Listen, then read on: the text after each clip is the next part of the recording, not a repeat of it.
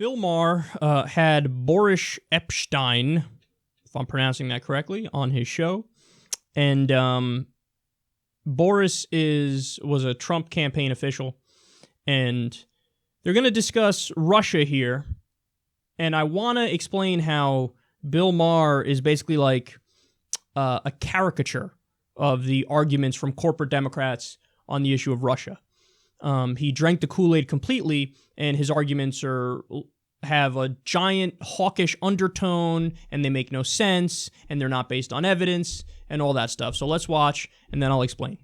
Let's just go to the part that's incontrovertible, which is that the Russians meddled in the election.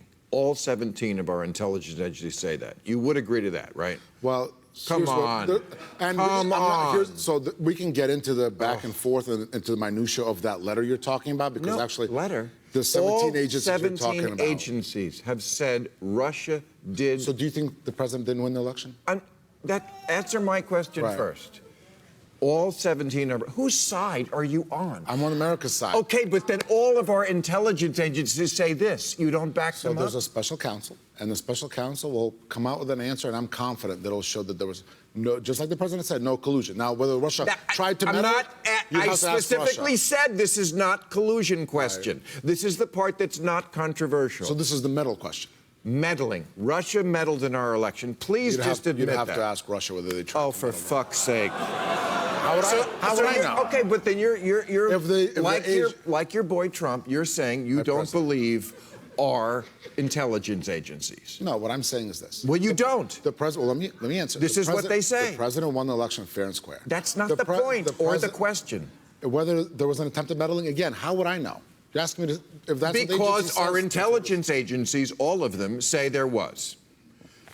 Okay. Okay. Well, so, see, Boris, this is why we are having a problem. Well, what's the so what? Because I can't even get you to come to the place that all people, including the Republicans, agree is the fact that Russia did meddle in our election. Well, it's not quite agreed as fact, but was there a seeming attempt at meddling? It is settled science. Okay. Science? I'm not Neil deGrasse. That's I know. The guy coming up. I'm foreshadowing. Okay. Is he going to say that? That would be funny. But shouldn't there be a price for meddling? You know, it's funny. Jimmy Carter was known as the great pussy. But when the Russians took over Afghanistan in 1980, he boycotted the Olympics. He stopped selling them grain. He took a lot of political heat for that. That actually took balls to not go to the Olympics. They're very popular. They are. I love the Olympics. What's the price that the Russians have paid for meddling in our election? None. He has them into the White House. He says it was a fantastic meeting. For who? Whose side are you on? Wow. Whose side are you on? So if you don't agree with my points on Russia, obviously you're with the enemy. Where have I heard that before? Well, that is textbook McCarthyism. You don't agree with what we're talking about here when we discuss the issue of Russia, or in that case, the Soviet Union? Whose side are you on? How do they not see the fucking parallels, man? This is crazy. So let's break down what happened there. He starts out by saying, our intelligence agencies say Russia meddled in our election. Okay. How much evidence have they presented? No evidence. Julian Assange of WikiLeaks still swears up and down, I didn't get the DNC email leaks from the Russian government. I know I didn't get them from there. Julian Assange has a track record of not lying to us and being correct. And how's the record of our intelligence agencies?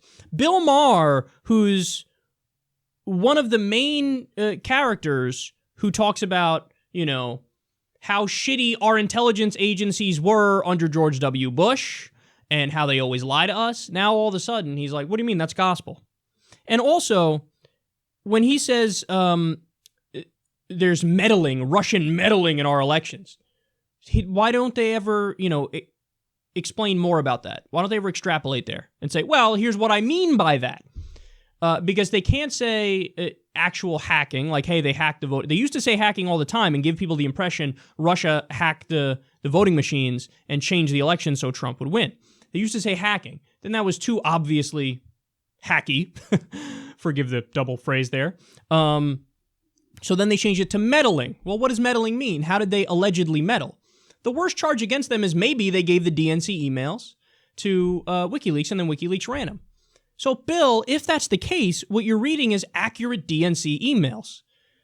And reading speeches, for example, Hillary saying, hey, there's bigotry and oppression against the rich in America today. We should have totally free and open trade borders like TPP on steroids. You go down the list, we should have public positions and private positions as politicians. So, we learned that the DNC tipped the scales against Bernie from the beginning and tried to hide the debate times, and the list goes on and on. So, instead of getting mad at the DNC and Hillary Clinton for having those odious beliefs and saying those odious things and rigging the election, he gets Russian meddling. But you're killing the messenger there. You're angry at the messenger. They're just, if indeed the allegations are true, which I don't know, then they're just the people who are exposing actual things that happened and actual emails of the DNC. Why would you get mad about that? Shouldn't you be mad at the DNC for saying those things, for doing those things? So there's so much baggage in that claim of like, Russia meddled in our election. And to not dig deeper is just misleading and lying in a way. It's lying by omission. You're lying because you're not explaining exactly what that means and how you're placing the blame and the anger on the wrong people. So when people leak stuff on the Bush administration, if it exposed some embarrassing shit about the Bush administration, Bill Maher wasn't like, how dare you leak the information? He was like, shit, look at what fucking Bush did. But with Hillary Clinton, the DNC, it's don't look at what they did, but, blame the leakers. Allegedly, Russia, which again, the intelligence agencies have presented zero evidence. And now Bill Maher accepts on zero evidence the claims of the intelligence, officials, who, by the way, are the same people who argued, Iraq has weapons of mass destruction, we need to go topple Saddam.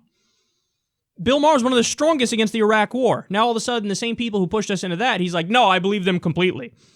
And by the way, also our intelligence agencies, like the CIA, they overthrow democratically elected governments. So, you're gonna act like totally credible. They overthrow democratic regimes and put in fascist puppets for our corporations. So totally cool. And then, here's the one that really, I was like, wow, this has gone to just beyond a comical position here. He said, shouldn't there be a price for meddling? That's what Maher says. And he's talking about getting tough on Russia. Bill, what do you want to do?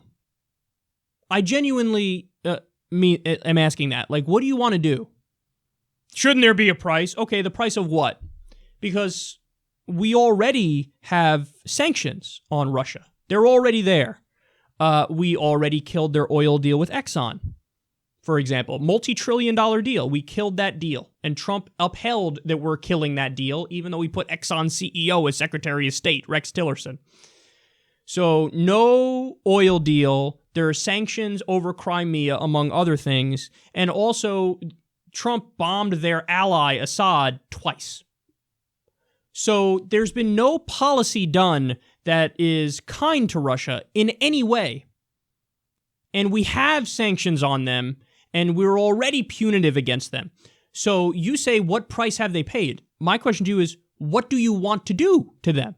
Because if we already have sanctions, and we've already exhausted every single non-military angle to inflict punishment on them, then what's the only option left, Bill? You want to do some sort of military attack against Russia? Because if everything else is off the table, and it is because we're already doing it, so what else is there?